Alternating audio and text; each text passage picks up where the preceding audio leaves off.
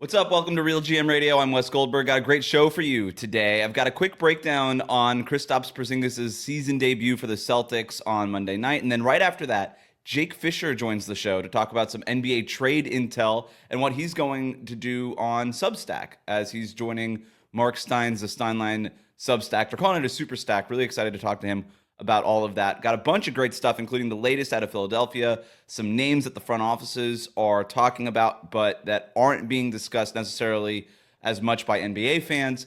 Also, a reminder before we get started to subscribe to Real GM Radio wherever you get your podcasts, as well as on the brand new YouTube channel. We need to drive those subscriptions up over there, so anything is greatly appreciated. So let's jump in. First, my Celtics Clippers postgame reaction, and then Jake Fischer.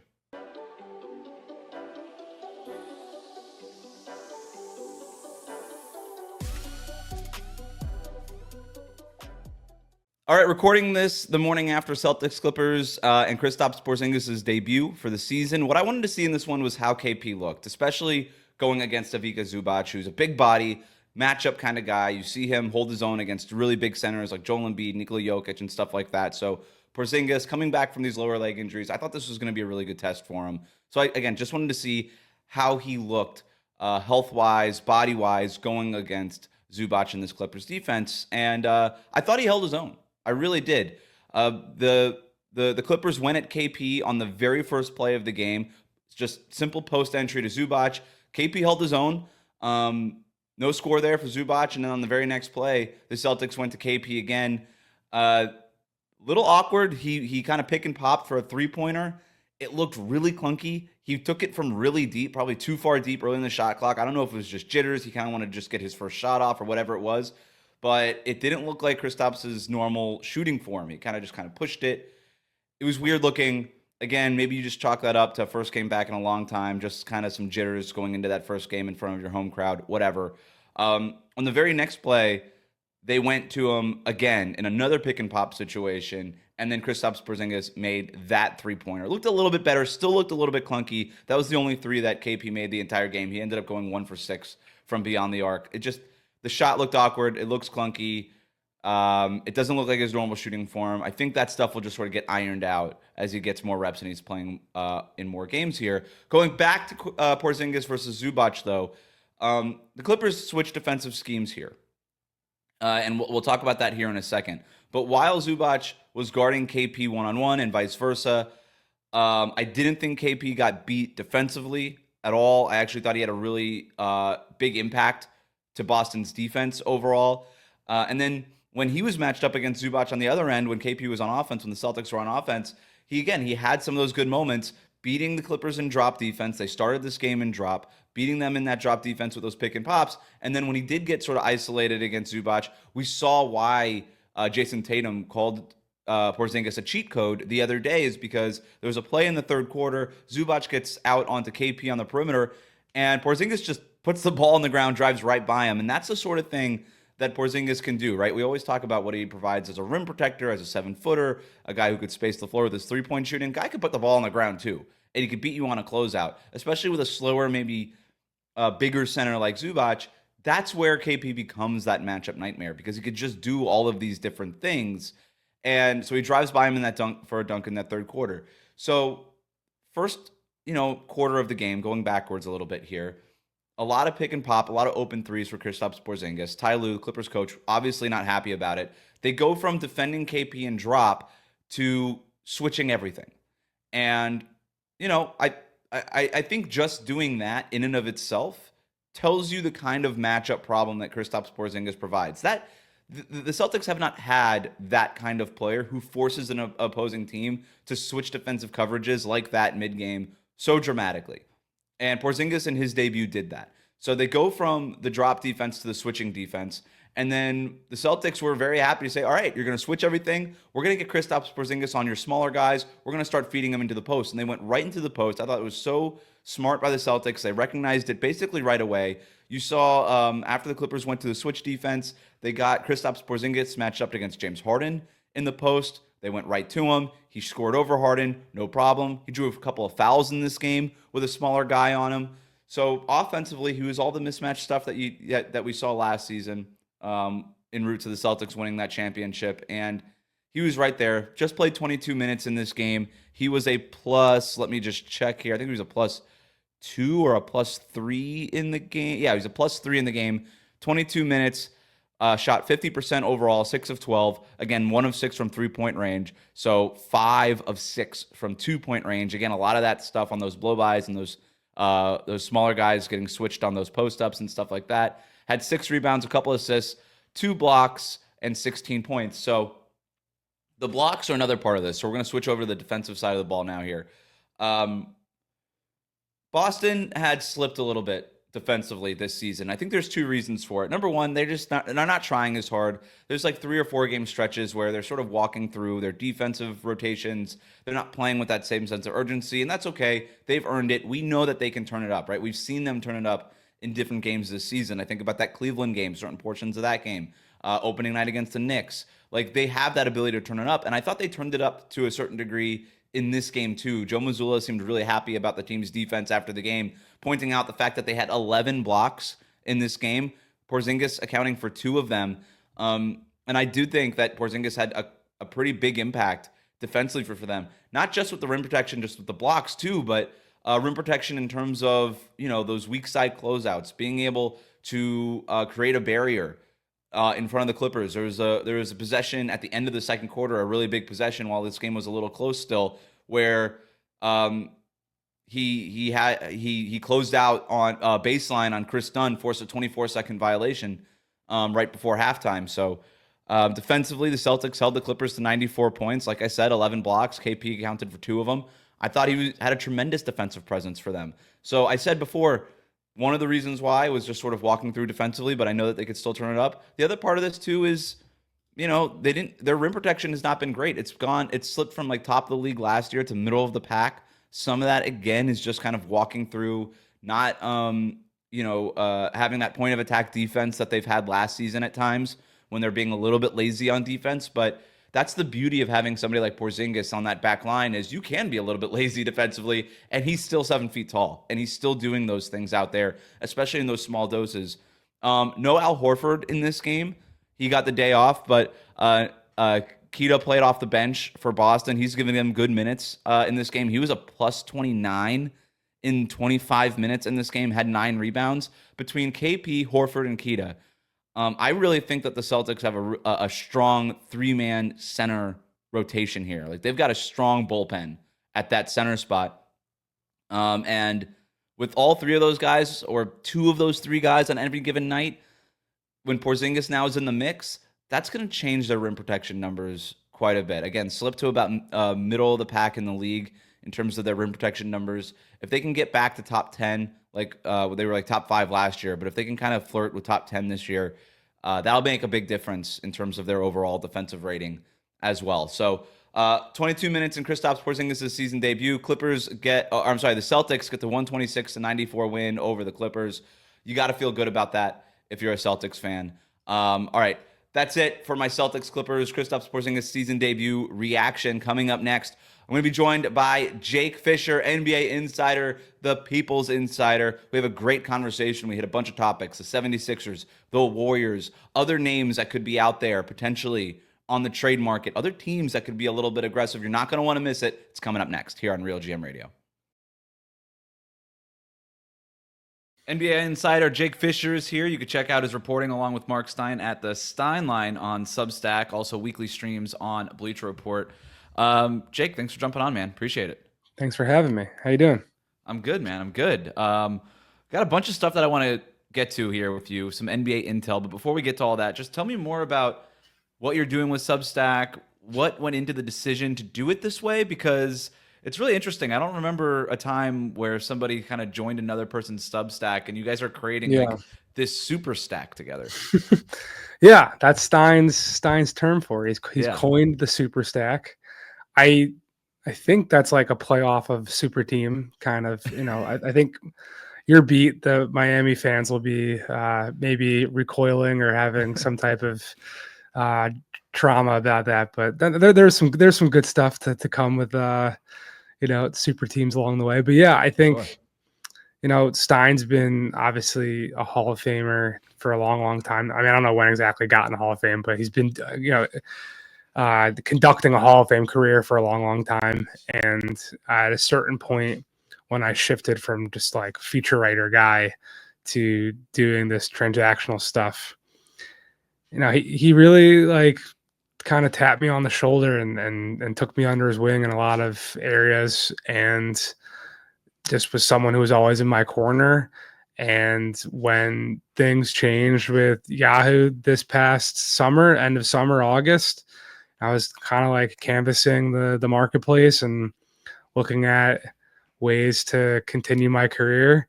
And to be like fully candid, look, like especially once Adrian Wojnarowski left the game, like humbly speaking, we think that, you got two of the top, 4 or 5 NBA insiders coming together under one roof, when like there is going to be a bit of a vacuum of, your standard where you're getting information from, which, like, to pat us on the back a little bit more, like, I think we were both in our own lanes, like doing a pretty damn good job and bringing stuff before and after the breaking news tweet that you were getting on a push alert on your phone, and breaking our own share of our stuff as well. So I don't know. It just, he's been so liberated from just, by the idea of working for himself and just trying to appease the customers that are his subscribers.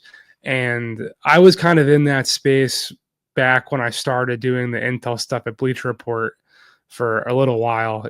I had this production company, this LLC, that contracted a lot of stuff through, and it had done business in every calendar year outside of 2024. So like, we revved it back up, and the Bleacher Report stuff is under through there, and we got some more things coming. So yeah, to bring it to a close for the same annual price that Stein was doing, you are getting 2 of the top NBA reporters, again, humbly speaking, for just $50 a year. Right now, we're doing a discount sale for new sign-ons at just $35. And like, the idea is to have stuff come into your inbox all the time, day and night, from us. Like, randomly last night, Stein got an exclusive from Mark Cuban, and I'm doing a little bit of a media tour today, such as this, to get the word out. But I'm gonna be back on the phone pumping out stuff. I read 2 things last week on Philly and the NBA Cup, and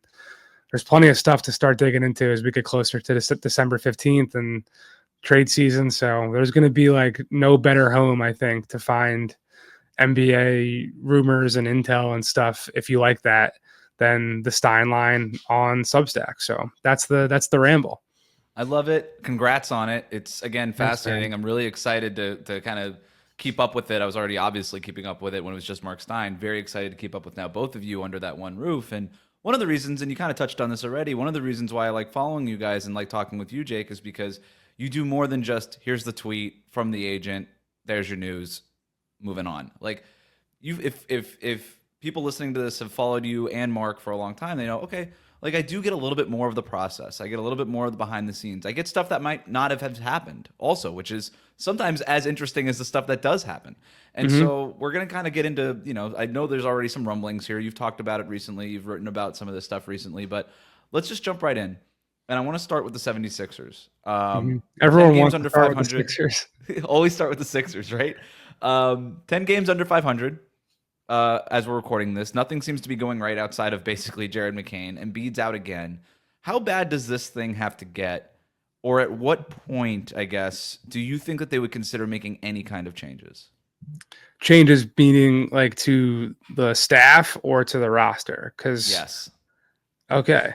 Because the word, Daryl Morey just signed a lucrative extension through 27-28 a year ago. So he ain't going anywhere. Like, as much as Philly was willing to eat, I think it was like, I don't remember exactly off the top of my head, but it was around $20 million for Doc to move on from Doc Rivers 2 years ago. I don't know what Daryl Morey's salary is. They did not disclose that, but he has to be in the ballpark of the top executives who are making, $10 million a year too. So just do the quick mental math. I don't think there's really much of an appetite, especially being that like the Sixers are going to preach the highest upside, like net positive experiment possible. That's what Daryl has done throughout his entire career, dating back to Houston. And like the Sixers ownership group is the same ownership group that plucked Sam Hinkie from Daryl's front office and like executed this process strategy that was like fully based on chasing the most high end possible outcomes.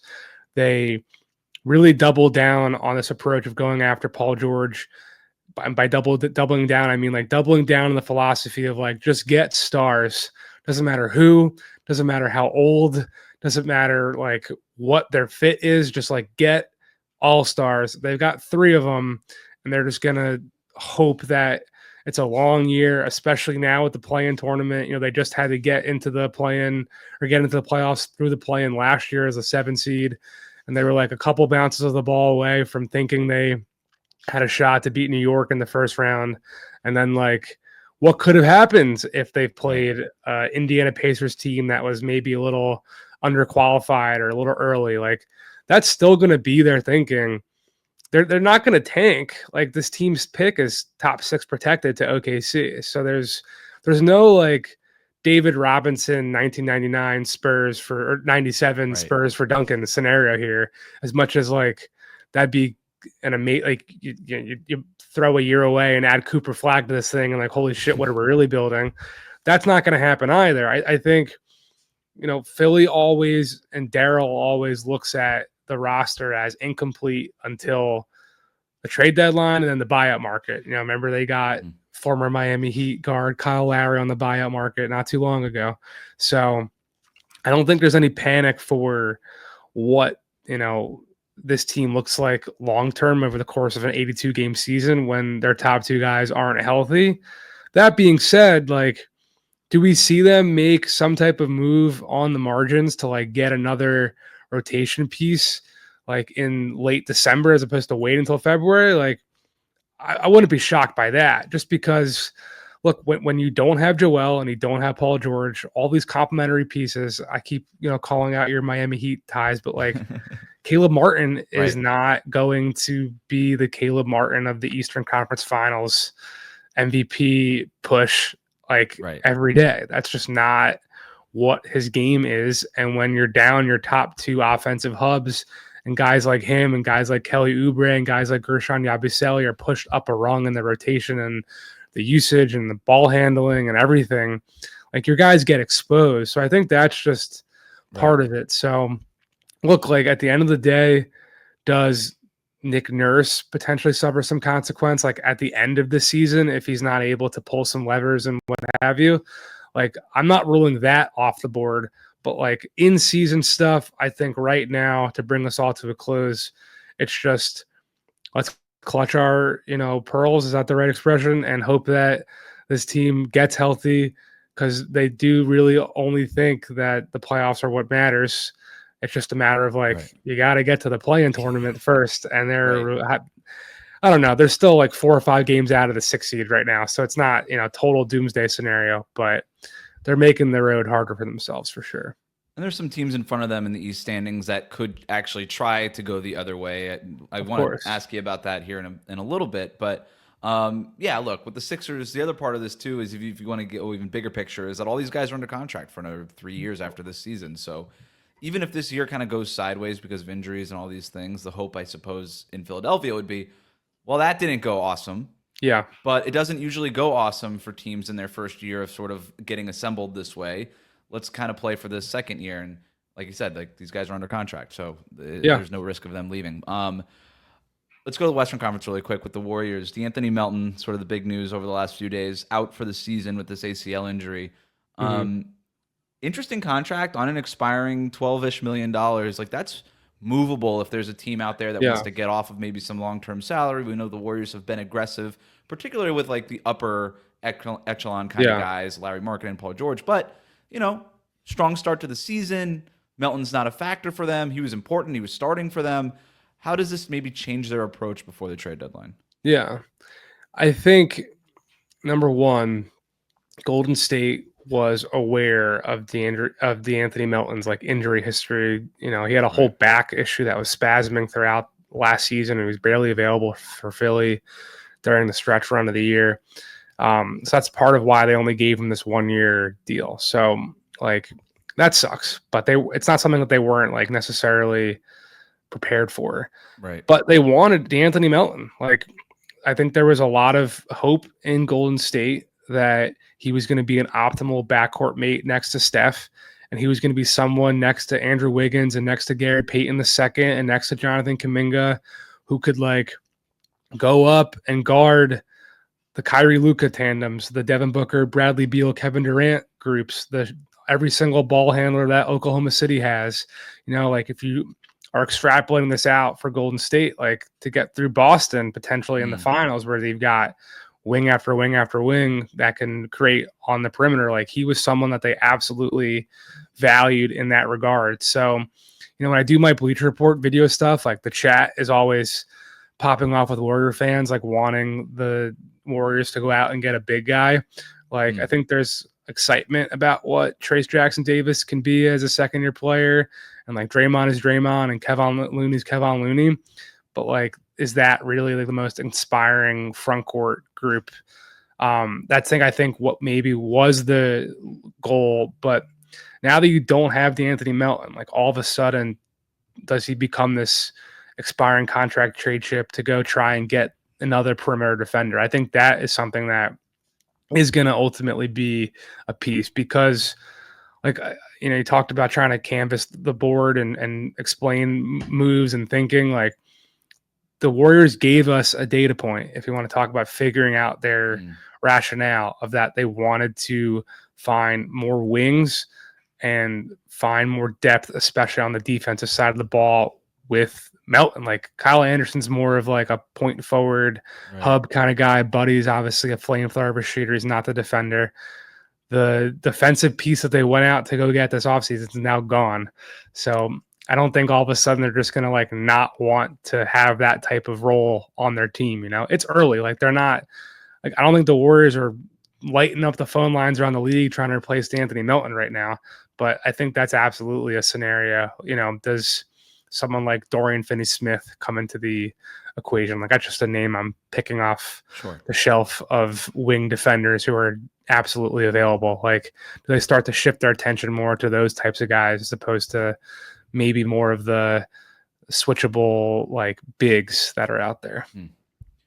When you're talking with people around the league, I mean, you already mentioned one in the Brooklyn Nets, but what's a team that maybe comes up the most or a lot when you're talking to people that could make a potential move in terms of buyer, seller, or whatever? Like, what's that one team that kind of keeps coming up? I definitely want to write about this soon, so I'm not going to say too much, but the Chicago Bulls for sure. I mean, Josh Giddey's not off to a fantastic start by any stretch. Zach LaVine is, and he's someone who's been on the trade block for a long time. Nick Vucevic is playing well. Like, he's someone I think the Bulls would like to move off of. Lonzo Ball returned. He's obviously hurt again, but like, I think there's some, I mean, we just saw Chicago make their first real pivot towards a rebuild this offseason of flipping Alex Caruso for Josh Giddey.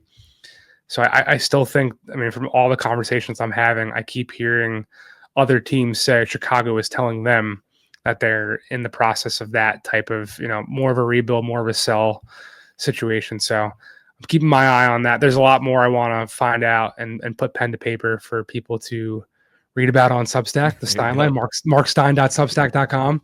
But yeah, Chicago's, of course, a player to keep an eye on. Yeah. I was going to ask you about Chicago. They're one of these teams, like you said, have made that pivot towards kind of tanking them. The Nets, the Pistons, Trailblazers, maybe having a little bit more success than they even anticipated that they would be having this year. Is there, on your sense, maybe any kind of urgency from any of those teams to become sellers, maybe even sooner than February? Because if you keep winning games, it becomes a little bit harder to tank later in the year. Yeah. There is one, like, I mean, the new lottery odds just have made it so uncertain. Like, you don't have to be, I mean, I just did a Piston show before we jumped on here, and like the Pistons had the worst record in the league and kept getting the 5th pick, you know? So there isn't necessarily like as big of an incentive to be the worst team possible. But you're right in that, like, Brooklyn, I don't think they want to be in the play-in tournament, which is where they are right now.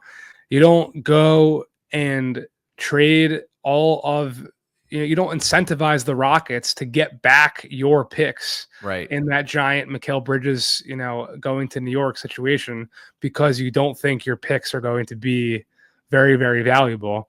And I asked someone last week if there's anyone he thought was untouchable in Brooklyn, and he said their own 2025 first. So yes, your standard scout that you call, who's just like loose-lipped and flap and just talking, will say the most extreme version of like, Brooklyn, they have to trade guys right now. This is a catastrophe. It's a reflection of how good a coach Jordy Fernandez is. Yes. But B, I don't think there's any like absolute urgency right now, because you can just slip a couple games down between February and April, and all of a sudden you're going to the lottery with the 6th or 7th best odds, and like the ping pong balls aren't what they used to be. So, but yeah, Brooklyn is the team that, to answer your question, like most people are looking at and thinking, man, that wasn't the plan there. Right. So could we see something sooner rather than later? Potentially.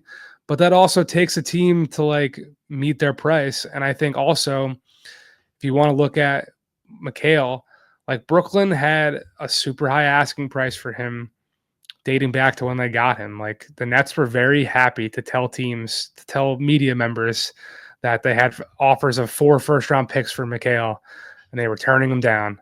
And they got 6 for him. Would they have gotten 6 from any other team other than New York? Almost definitely not. But I say that to say, if like, Cam Johnson's had a much better year than he did last year with all the uncertain. Last year in Barclays, there was just like this weird kind of like, what are we doing here? Like an interim feel to that team. This year, it feels like, all right, new chapter, new head coach, no expectations. Cam Johnson's playing pretty damn well. Yeah. Like, I don't think the Nets, for example, are going to be just moving him because the team is a little bit better than expected. They're going to want to hold the line on getting value back as well. Yeah, you don't want to like start moving out of a position of weakness, which is weird to think because they're winning more games than you think, but that's, the opposite of what they were trying to do. If I'm another team, there's a lot of players on Brooklyn that I want. And if I were another team, I'd be trying to get those guys before somebody else does. Dwayne Finney-Smith, Cam Johnson, like you said, having a great game. Maybe Cam Thomas is the right fit somewhere else. I think if Nick Claxton's available, I think he's awesome. So, I would be surprised if you called Brooklyn right now that they weren't willing to have a conversation on anyone. That's not to say that they're like trying to trade everyone, but is there one player on this team you can point to and be like, this dude is our guy of the future? Like, no. A couple more things for you before I let you go. Is there a position that could be valued between now and the deadline? I don't even need names necessarily, but everyone, you kind of see these kind of run-on positions every couple of years. Is there one that's out there that kind of stands to you in terms of, this is something that a lot of other teams are looking for? It's a good question. I feel like it's a little too early to fully understand that. But what I will just say is that, Milwaukee, they want perimeter defense, right? And that's obvious, being that they let go of their 2 best perimeter defenders to bring on Damian Lillard, and it hasn't worked out the way they wanted to. But I talked about it with the Warriors after losing to Anthony Melton, and the other side of that equation is the Bostons. New York has all these wings. Philly, if they do work out well, is going to have Paul George and Tyrese Maxey and Caleb Martin and whoever, in addition to Joel Embiid. I still think, as much as the league 3-and-D wings are not so as that's not as a buzzwordy of jargon as it was back in maybe 2016.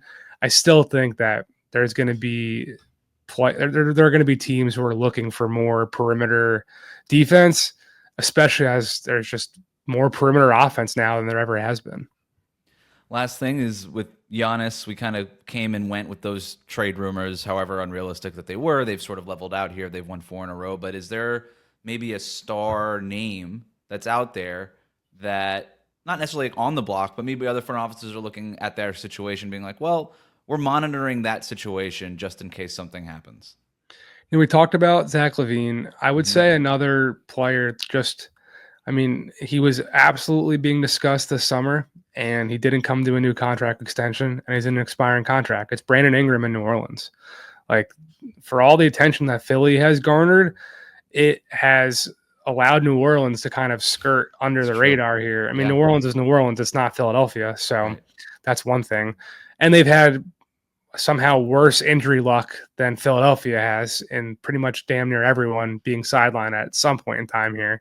So that's like, the cloak, over everything, Right. like not excuse, but reasoning to not be like, so the sky is falling. But there's real playoff, expectations there. This team has never gotten out of the first round with Zion Williamson. And that was, of course, the goal when they first picked him with the number one pick in the draft in 2019 and paired him with a massive return for Anthony Davis. And Ingram became an all-star. And then you go out and you move a really promising young player in Dyson Daniels and draft capital to go get DeJounte Murray. That was like not all in, but like we're calling the rest of the West and putting our chips on the table and like trying to compete this year move. And it hasn't worked out. So I think Brandon Ingram is definitely a name to monitor. I mean, I haven't confirmed it yet, but got word from The Athletic over the weekend that he changed agencies, which does that mean because, I mean, he didn't get the contract extension he wanted and they didn't get him traded. So does that mean like he's going to someone and asking? I don't know that yet, but the change happened for some reason. And those were the circumstances that his previous representation was trying to push, either a deal or a trade, and neither happened. So he's just someone. I mean, it's fascinating too because Brandon Ingram's not like Mikal Bridges or Larry Markkinen when, Mikal obviously did get traded and Larry didn't. But when both of those names are all over the landscape and we're talking about them on podcasts and writing about them and whatever, people say like, oh, you just plug and play this guy. Like he's perfect.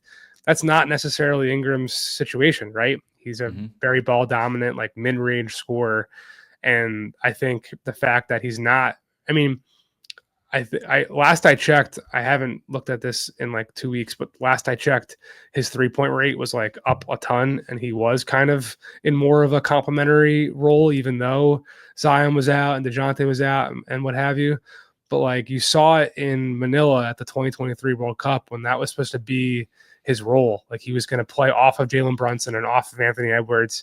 And the idea is like if you get BI in that role as more of a wing spacer shooter who does have this huge bag, like what a win, what a luxury if you add that skill set onto your secondary wing.